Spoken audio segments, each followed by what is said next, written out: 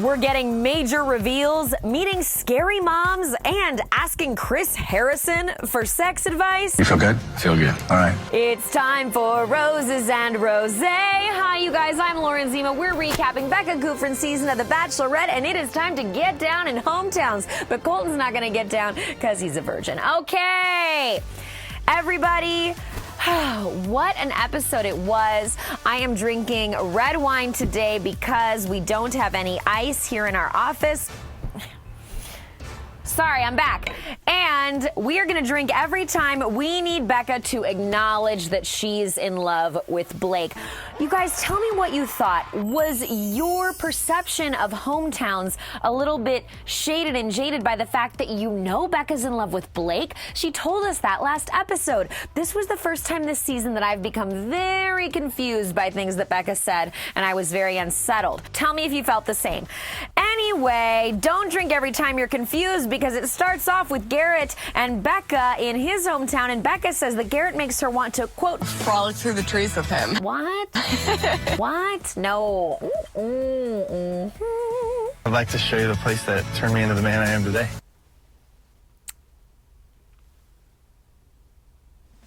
I'm staying quiet because we have a lot of questions about the man Garrett is today. A lot of questions that we are still going to need him to answer once he's able to do an interview. I'm not judging it. I'm just saying I have a lot of questions. Anyways, and Becca is with him on the farm. I forget what state they're in.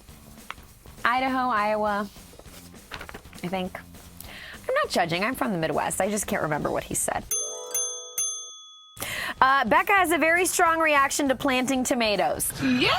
Yes. Are we planting tomatoes? Yeah. She's really excited about that. I'm confused. Okay, but Garrett did say he wanted to plant a rose bush for her so he could give her roses forever, and that was cute. I gotta give Garrett props. He says some cute crap. He does say cute crap. What do you guys think of Garrett? Are you still thinking of his Instagram scandal, or have you moved past it and you're just living in the now of the show? Let me know. Can you see past it? Okay. Can you see through the trees? Can you frolic through them and see through them? The forest through the trees. What is that phrase? I'm really ranting now. Okay. Drink every time Garrett's mom is not messing around.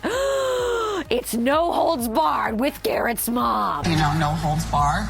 Garrett's mom needs a wrestler name. She's a Mother Bear. She's very strong for her family. She protects her family to the end. They're everything to me. I love her. Don't want him going down that squirrel hole again. You never feel as complete as a man as being surrounded with the people that you love and that you're falling in love with. The look in her eyes when he said he was falling in love with Becca, the look said it all, but she said more. And then this family got a little confusing. Don't drink every time they cheers. There were so many cheers heard. Cling, cling. Cheers, Mom. Cling, cling. It was like a chorus. Little brother, want to go have a chat with your big sister? Yeah. And then Garrett's sister, did she have an accent? What do you guys think? Tell me. I couldn't tell. It just breaks my heart what you've gone through. Oh my gosh, this poor woman. I've been here. You never want to see somebody be routine like that. Have you guys been here when you get so high-pitched because you're trying not to cry? You're like, I just love you so much. You never want to see somebody be routine like that. Take my family very seriously. Very seriously. Of course, we know that Garrett was married before, and so his family seems very apprehensive because they did not like that woman he was married to. You can tell they felt that she took Garrett to a dark place, and now they want Garrett to be in a light place so that he could plant all the tomatoes and they get sunlight and grow.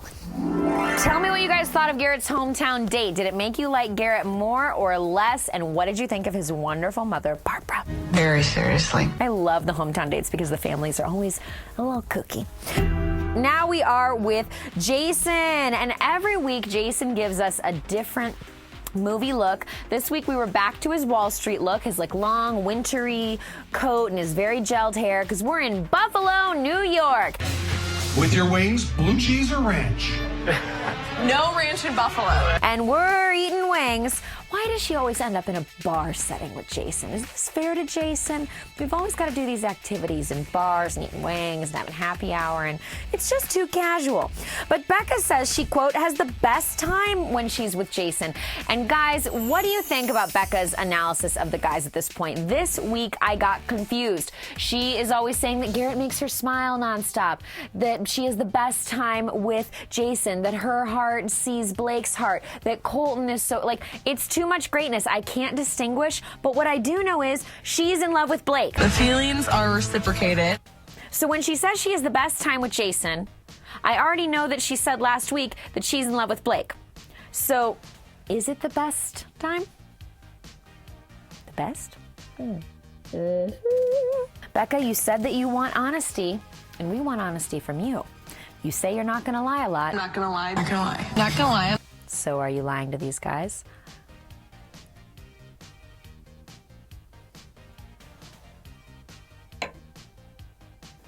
I don't think she's lying, but I am confused. Tell me what you guys think. Jason says that he was so guarded. Guarded, protected her. And his mom is saying, I feel like he's been guarded for so long. why is Jason guarded? Did I miss Jason talking about a previous relationship? This happened a lot tonight. It was like Jason was guarded. And Blake had been broken. It was the worst. And Colton was broken. And I don't know. I guess I missed these guys talking about their past relationships. I only remember Garrett's divorce. How do you know that, though? Dude, you With can't. what she's going you through literally, with you can't. You can't define. Okay, also Jason's mom has definitely seen the show because Jason's like, I'm in love with her and I know she's in love with me too. And his mom is like, that's his mom rewinding in her head. Jason then says he is ready to propose to Becca, that she is the person he wants to spend forever with. Oh my God. I did not see this coming. I think that Becca is just so generally great that especially in this environment, these guys are really falling hard for Becca. I mean, it is intense. So I do have to say in Becca's defense, she's got a lot of emotions to deal with. Okay, and then we have Blake.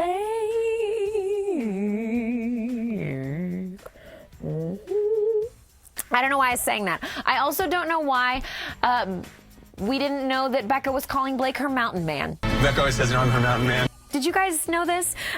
Becca comes up, Blecka. Oh, is that their celebrity name? Becca, Blake, Blecka. Becake. Beefcake. Blake is a beefcake. Anyway, and then we go to Blake's high school. Whoa, you guys. We found out some really serious stuff on this outing to Blake's high school. We found out just how close everything was in his world. He said he's from a small town. We learned last week that his mom had an affair, I believe, with his coach. And then we find out his mom worked at his high school. Unclear if the coach was also at the high school. But Blake really digs in and reveals to Becca that while he was in high school and his mom was also working there and his sister went there, there was a school shooting at his high school, which is just crazy. And it so makes me sad that so many people growing up in America today have probably had this experience. I really want to peel back the layers and get to know Blake on a deeper level. How much deeper can we get with Blake? Blake has told us so much about himself, his family. How much deeper can we get with Blake? What was crazy about meeting Blake's family is like, I'm wondering who's who. You know what I'm saying? I don't think we really found out. Correct me if I'm wrong. Let me know in the comments. But I'm like, his mom's here. I think this guy's his dad. Is his mom still with the guy she had the affair with? Is that guy here in the room? Can someone acknowledge it? We found out about the affair last week, and I'm thinking, oh my gosh, when we go home to meet his family, this is going to be crazy, and it seemingly wasn't acknowledged. And maybe it wasn't acknowledged because Blake didn't tell his mom, like, hey, Mom, I dropped a bomb about you on national TV last week. I don't know. Heard the cries, the panic attacks. And his mom reveals that Blake was so broken from a recent relationship that he was having panic attacks. What relationship? I'm confused. On to Colton. We're in Colorado for Colton, too. Didn't have to travel too far. And we are introduced to some kids that Colton's nonprofit works with, and it is very sweet. I think that Colton has a really good heart, you guys. He spends a lot of time on this charity. My dad and I have a coach-player type relationship. Colton talks about his family. He said his relationship with his dad is like a coach one. That made me kind of sad. Did that stick out to you guys? I don't know. I get it, I guess, but I want it to be like a dad one. I could see a husband, a life partner, a teammate. I'm falling for him. Becca is just really talking up her feelings for Colton, but we know she's in love with Blake. I just haven't told him. Just like Blake's mom's thing wasn't acknowledged this episode, I needed there to be a reason from Becca as to why, if she knows she's in love with Blake, that she's still into these other guys. Like she said at one point, I mean, I can see futures with all of them, but that's like saying, well, I'm in love with this guy, and then I met this guy who seems cool. Well, yeah, I mean, you could see a future with that guy. You could be like, oh, I could live with you versus dying alone, but you're in love with the other guy. You know what I'm saying? Are you guys confused? Do you think that the Blake thing seems just skyrockets ahead of everybody else? Skyrockets wasn't the right word there, but you know what I'm saying. Let me know. Help me find clarity. Cheers. Can't wait to hear.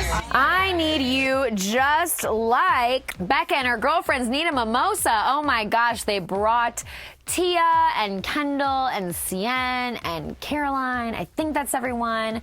Oh, and Becca, the other Becca, they brought them back to talk to Becca, and they came for the spa date earlier this season, and now they're back for more mimosas and girl talk. All we women do is talk over mimosas. We can't have a conversation without a mimosa. Anyway. Does it seem like it really could happen? Like you're really going to be engaged? Yeah. So obviously, these women have had to come back because Colton is still here. And we know Tia dated Colton. And that's going to come to a head, and it does. And Can we talk for a second? right now? Yeah. Did you guys see that coming? We saw it coming. Tia is chewing on her cheek like it's nobody's business when Becca is talking about Colton. Oh my God. Obviously, this is like hard for me, and I'm like nervous to even have to talk to you about this right now, but And Tia tells Becca she's got to talk to her. And she pulls her outside, away from the girls. And they have a conversation, and Tia says that she still has feelings for Colton and that she didn't think he'd make it this far. And Becca says all she wants is honesty. that's all I want. And that's true. All season she's been saying she just wants honesty, and she has said not gonna lie. Not gonna lie. And even though I'm confused, I do think Becca really wants honesty, and we know where this is gonna go, don't we? Did you guys know at this point that Colton would be sent home? Let me know. So, before Colton gets sent home, we've got to have an absolutely iconic moment of awkwardness. Chris Harrison reappears. Haven't seen him in a minute. We get some shaky camera work as Colton seemingly asks Chris for advice on how to handle the fantasy suites. Are you saying you were worried about being intimate with Becca? At this point? Yeah. So Chris Harrison giving Colton advice on the fantasy suites was so generic and so awkward, and Chris really powered through. And for this week's On the Journey with JC has not seen this part of the episode, so he's gonna come in and give me advice, not knowing what Chris Harrison said, and we're gonna see if it's on par with the awkwardness of their conversation. JC. Okay, JC. What advice would you give a guy on how to behave in fantasy suites? I would check the prices on the mini bar. Oh. Definitely good to check the air conditioning, make sure it doesn't get too cold. Yeah. I would check to see if the water is free. Like, don't buy those $5 bottles. Like, wow, expensive. JC is just apparently all about minding your budget when you're in the fantasy suites. Right. And the journey includes, making sure that you're planning for your 401k, apparently. Mini bars are overpriced, aren't they? What a ripoff. They hit you when they can because they know you want those M&Ms. Mm-hmm. Chris Harrison didn't show up a lot in this episode, but the moments he was here, he made worthwhile. So the rose ceremony happens, and I gotta give one little knock to my boy Blake. What was he wearing? What was that? Blake usually absolutely nails his fashion game, and this week he looked like he was taking somebody to prom. Was that red bow tie to match a corsage, or what are we doing here? There were a lot of primary colors in the rose ceremony. They were just in like blues and blacks, and then like the red of the roses. It was weird. Blake, in his weird tux, gets the first rose because Becca's in love with him. And then Colton gets sent home. Oh, you guys, the look on Colton's face, it was like when Becca said Garrett's name, he was like, it looked like he was gonna fall over for a second, didn't it? And that's a big guy to topple over. It was rough. I do think Colton was surprised. I think he thought he was gonna stick around.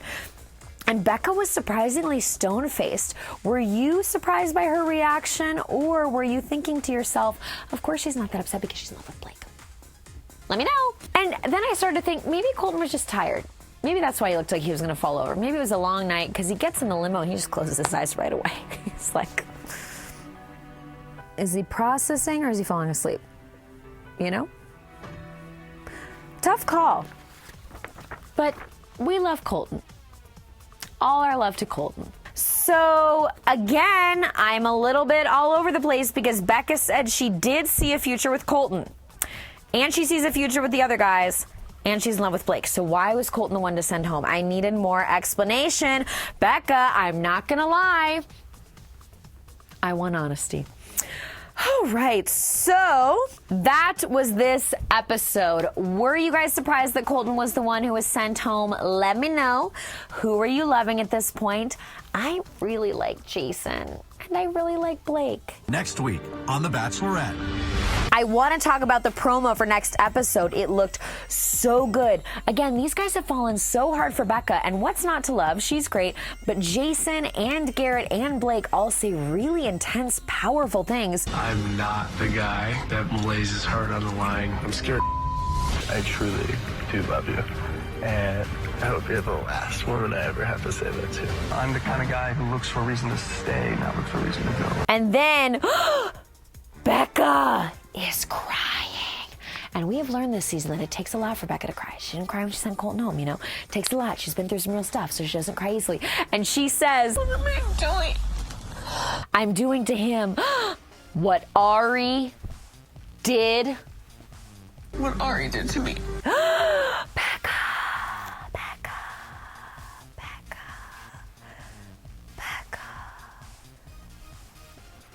I'm processing it, Becca. I'm not falling asleep. Don't think I'm falling asleep, Becca. I'm just thinking about what you've said. And what you've done. I'm wearing purple today because purple is a regal color, and today I interviewed a queen, Rachel Lindsay, former Bachelorette, was here in our ET studio, and that interview is up at etonline.com now. She reveals her wedding plans. Yes, she has a date in mind, and she has moved forward on wedding planning. Oh my God, check it out. And she gives us her thoughts on what she would have done about the Garrett thing. And you know Rachel always has a hot take. So thank you guys so much for being here and powering through whilst I was drinking red wine instead of the usual rosé. And for getting me through the confusion. Of course, I always want to know what you think of this episode. As we are winding down, who will Becca choose? I love you so much. Bye! So Garrett said, this wine is so bad. God, I miss my rosé.